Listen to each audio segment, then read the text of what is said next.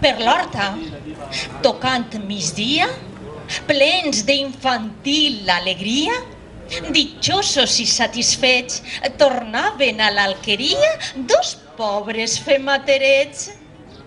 L'un i l'altre, a l'escoltar les 12, que en so de queixa els cridaven a la llar, tingueren una mateixa idea, la de dinar. Lo més menut que li guanya a l'altre que l'acompanya en vigor, li digué així: si fores el rei d'Espanya, què dinaries tu avui? Alçant lo front, ple de raps, i soltant la llengua pronta, li contestà: què? No ho saps? Quina pregunta més tonta! Arròs amb fesols i naps. I tu, afegí lo major.